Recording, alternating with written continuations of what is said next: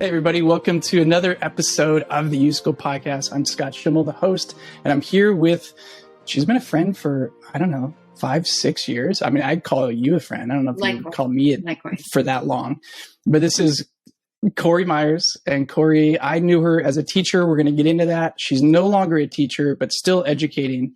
So, Corrie, welcome to the U School Podcast. Again, you were on it. Probably, pre-pandemic. It might have been 10 years ago. I think it was 3 or 4. So welcome back to the show. Thanks for carving out time as a mom of 3, busy entrepreneur. Your time is precious. So thank you. So would you please introduce yourself? And then I'd love to hear like the timeline of your story, especially recently. Absolutely. Thanks for having me back on. I was on a couple of years ago, and you're right. Pre-pandemic, we were still learning about Zoom at that point. So I'm a website email copywriter for values-driven businesses, which is basically companies who understand that you build relationships first and then the sales come. And so that, infiltrates all aspects of the assets we create and the relationships we build with their clients.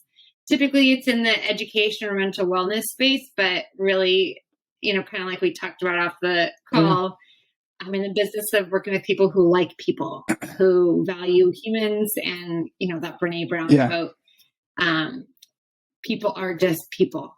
I know it's very simple, but like her research just says like whoever you're talking about, like king, queen, mom, stay-at-home mom, entrepreneur, teacher, they're just people. And so working with people who value the whole person.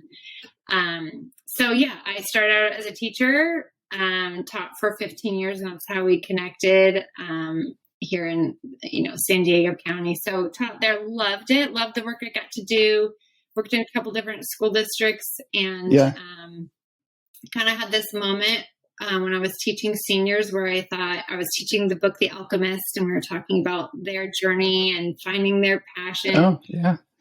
And for a long time, that was teaching. My passion was being in the classroom with students. And then I realized as I was preaching this to my students that there was something inside of me that no longer felt like that was aligned. And so felt that unsettled nature. And anytime I feel unsettled, I listen, I pay attention. And so found out what copywriting was when I was on maternity leave with my second son, and haven't looked back. Yes. No way. It's not something they teach you in college, even though it's everything. Copywriting is everything. English major, I've always been a writer, and that's always been a part of my identity. I just didn't write as much because I wasn't getting paid for it, and I wanted to get paid for it. So, so copy has been that perfect solution to me being able to do what I've always loved to do, but also work with people in a, one-on-one capacity or with a team capacity. So I've been doing that for 3 years, and it'll be 3 years this August that I started my business. I'm just curious, are there similarities that you see between the business that you run now, copywriting and teaching? Especially teaching teenagers. I mean, that is a very difficult market, and I have to solve their problems, and I have to figure out how to move them to action. And that's what copy is. It's moving somebody to action. And that understanding that concept, that even if you're, there's an objection that a client or that a client's client has, understanding how to maneuver around it and work them through it is exactly what I did every day as a teacher.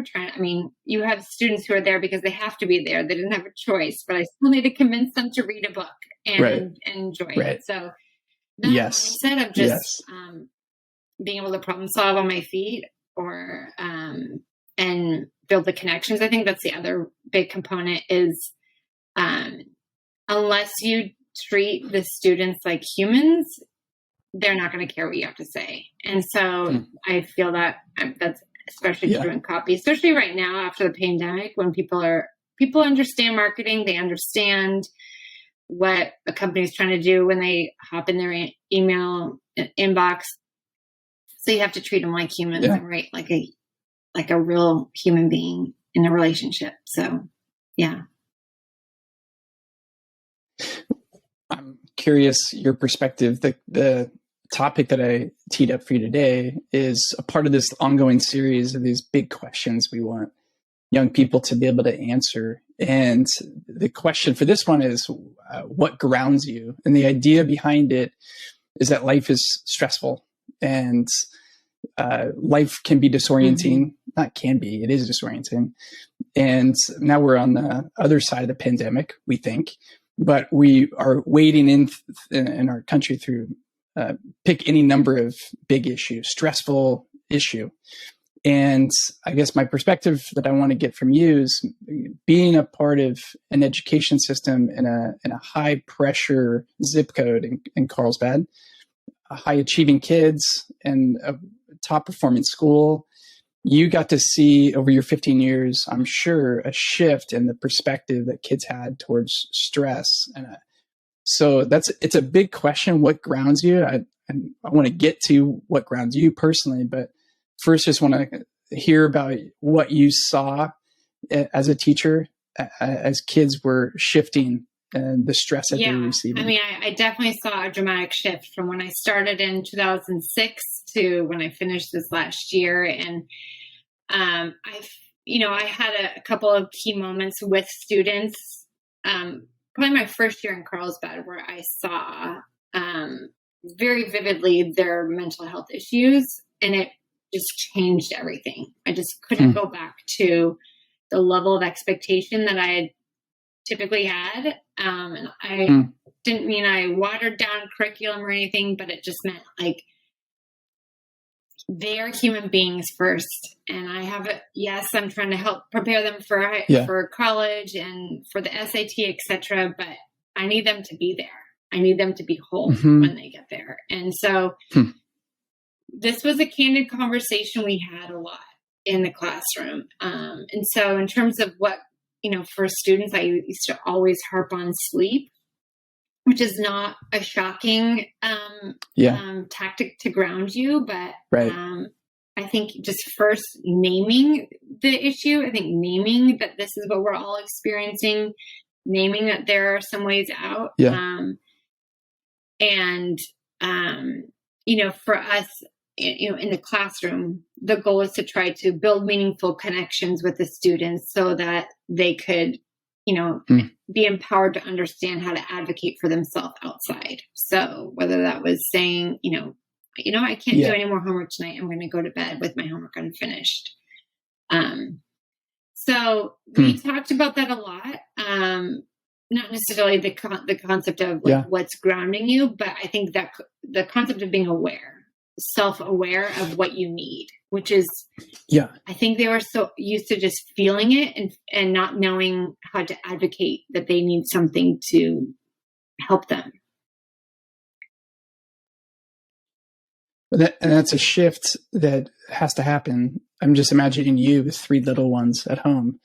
I'm sure you're aware for each one of your kids where their thresholds are, when they're beyond their limits, when they need a nap or a snack or a snuggle, like whatever they need to go play.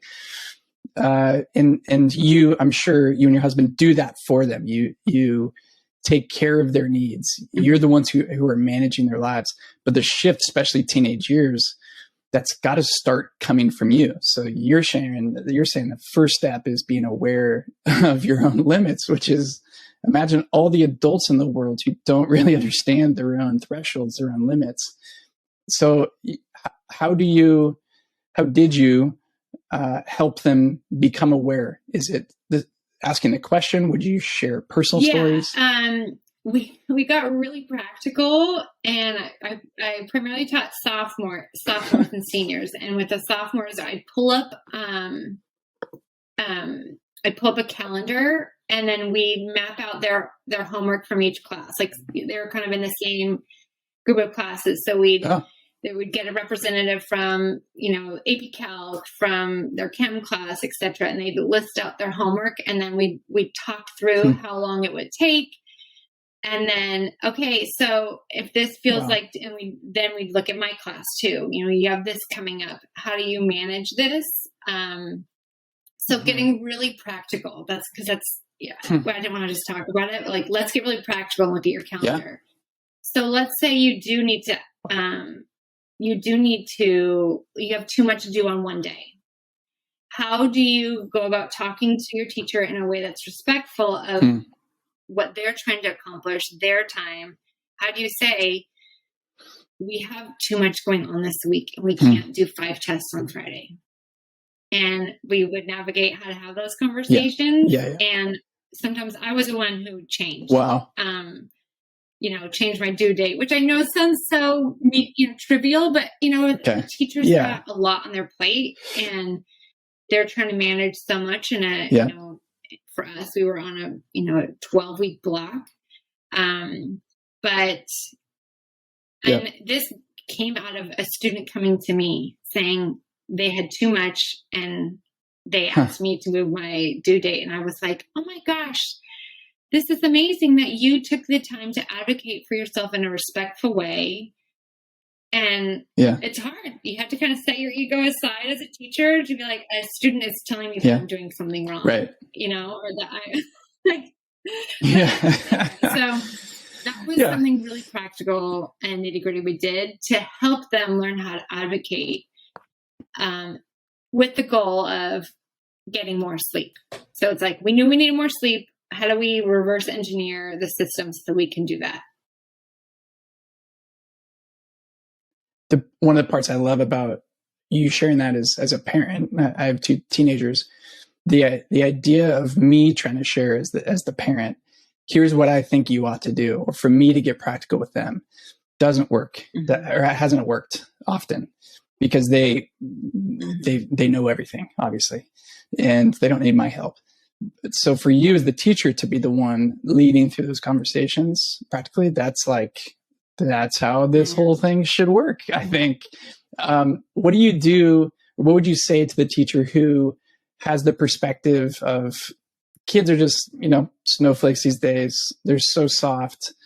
All this advocating for yourself is just hogwash. Like back in my day, what do you say to that teacher? Because and I'm sure you know them. I could think of faces and names, and I'm still struggling to figure out how to kind of prove the case for caring for people, caring for kids. So what is your, how do you respond? Not to sound dramatic, but I would pull up, the statistics about suicide rates and mental wellness or lack thereof. To me, we are at the American Association of Pediatrics came out and said we're, in a mental health crisis. We've all known this. But then in the fall, they officially put their stamp on it. And to me personally, that should be everyone's driving force, is how do we help our kids be well? So systemically, we've got issues, and it's not just on teachers who assign too much homework. It's the SATs, it's the college admissions that needs to, you're getting me on my soapbox here, but it's teachers are just responding to a system that is expecting this from parents who are complaining that, that the, curriculum is too soft. You'll have one parent like you who's saying, hey, I care most that my kid is okay and that he's seen and known and valued. Right. And learn some fundamental math, writing, reading, science skills along the way. Yeah, along the way. And then you have a whole host of parents who, while they value their kid, they are very stressed out about whether or not they're going to get into UCLA. And that is the most important thing. And so I have a lot of compassion for teachers, obviously, because they're trying to please too many people, and they can only do what's within their control. So that's why the parents have such a huge opportunity to create the message about what is important at home. What do you value? We, as a parent of a 7-year-old, we're already having this conversation about sports Like, yes, it's great that you're great at sports, but like, you know what, we loved that you gave every kid a high five on the field when you ran up to your friend when he scored the goal, even though you had the assist or whatever it is. Like, changing the narrative of what we value.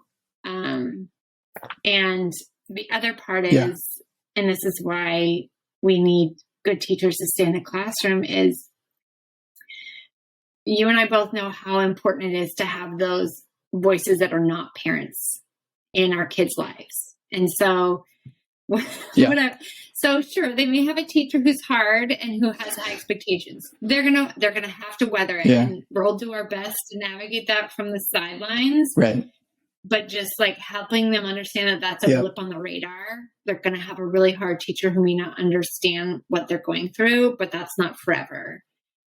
And then just hoping and praying that you have the other influences that help them along the way in the whole scheme of things. Right. You mentioned a podcast. I'm curious what it's about. I don't know anything. Something about education. Tell me. I love teachers, I love educators. And, for me, there's so long that I was like, what else can I do besides being a teacher? And there's a lot of teachers and admin who have great ideas. Teachers have their teachers pay teacher materials up there, or educator, principals have written books, or they want to launch a podcast. But the marketing side of it feels very daunting, and they feel like, well, I don't want to have to do a reel to like get you to buy my teachers pay teacher product. Like, I don't have time for that. I mean, some people do. So like, I just knocked on reels because it's hard for me.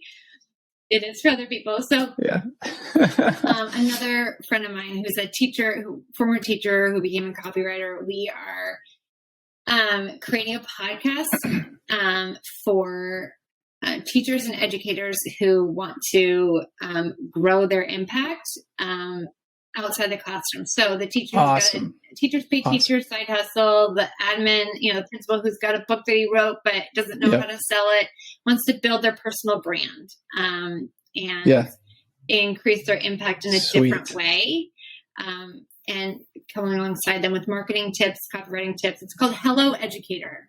And we're going to share, the podcast is going to include teachers who are, they've got a side hustle and their wins selling their products on Teachers Pay Teachers, or, the administrator who's got a podcast that they're growing. We want to help them create the platform that feels aligned to them. And so we're going to come alongside with marketing, copywriting tips. That's great. In a way that doesn't feel icky, but it feels like doable. Yeah. So, right. Yes. Authentic. Yeah. Doable. That's awesome. What a great niche. I'm glad you're doing that. So what grounds you? Entrepreneur, mom, wife, busy. What are you doing that helps you stay centered, focused, engaged? You mentioned this topic, and I found this list that I made in 2019. I have it right here. And it's actions that slow me down. And it's the same concept. And I continually come back to this because I have a tendency to, just like teenagers do, like they want to, they are taking all the AP courses and they're involved with all these extracurriculars and they're doing all this stuff. I have that same tendency to just do and fill my time with things that are valuable, that are important, but also full. So, number one is always reading for me. That's what it slows me down and it grounds me in who I am underneath all the doing. I definitely am a big believer in therapy and I've done a lot of work to be able to understand. I think that's a huge component, is understanding the need to do and accomplish so much that requires me to get grounded. You know what I mean? So it's like, and one of the strategies that I've learned, is that like I need to go for a walk, and that my therapist taught me this. It's a somatic practice. I think I feel walk. and I need to go on a walk and get it away from the computer, away from the mess in the kitchen, and figure out what I think and what I feel. And that has been really helpful in learning how to process. So I just needed a reboot this week. And so I pulled out some books and that always ground me. Poetry is a big one. And then went on a good walk. And then the third would just be the right people. So obviously, like getting fueled up with time with family, people who know me and love me, even if I, depending on what is, it's not dependent on what I didn't finish on my to-do list. It just love me as is. So totally. Reading, going on walks, which is predicated by going to therapy to know this. And then my people. Can I plug therapy again?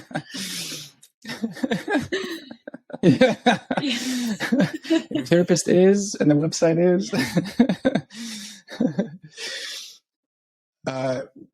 When you, kind of the last question, when you think about being a mom, and you talked about the shift of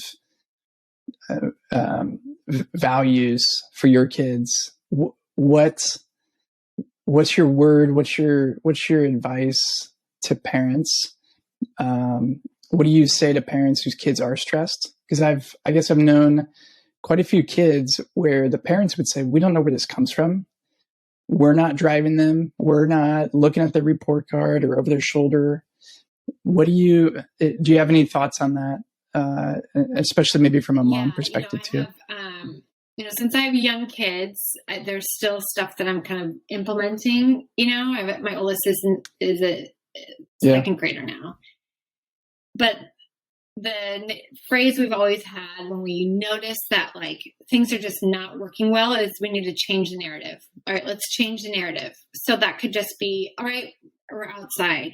All right, we're going here. Or it's, a girlfriend of mine who's a couple years ahead of me. She's got high school students. I remember one year after a particularly hard middle school year, end of the school year activities can often be a place where drama unfolds and kids are exhausted and drained from the school year, physically, mentally, emotionally. And she packed their bags and they went to Santa Barbara for a week, just right after school. And I thought that is it. That's a mom who knows her kids and what they need. And the kid's not going to say, I need to be away from my friends. They're going to say the opposite. But it's changing the scenery, literally. And so we've always kind of tried to adopt that in micro bits. Like, okay, we need to change the scenery. We need to change the narrative. And so you can do that by literally just, for us, we are fortunate to live near the ocean. But anything. I mean, we can't wait to go camping to get our kids away from screens, so whatever you can do to change the narrative, change the scene, as little as going out for ice cream or as big as taking a trip up the coast.